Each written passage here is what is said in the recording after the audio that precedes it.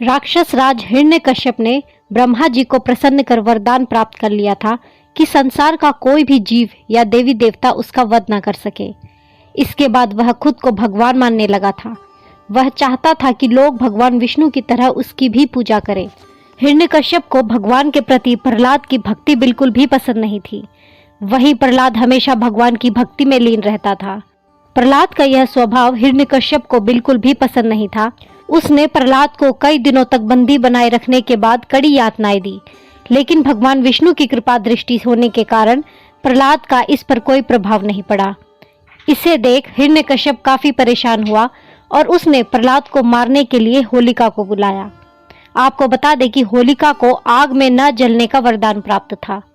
होलिका भक्त प्रहलाद को लेकर आग में बैठ गई, लेकिन भगवान विष्णु की कृपा से प्रहलाद को एक खरोच भी नहीं आई और होलिका आग में जलकर राख हो गई। इस दिन से होलिका दहन की प्रथा शुरू हो गई।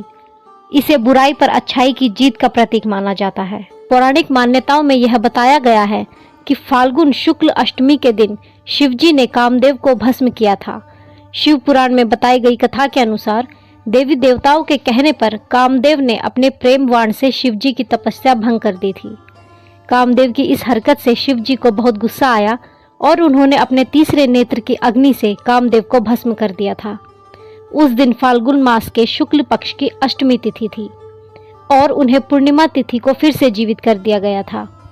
कामदेव के भस्म हो जाने से पूरे संसार में मायूसी छा गई थी और दुनिया थम सी गई थी।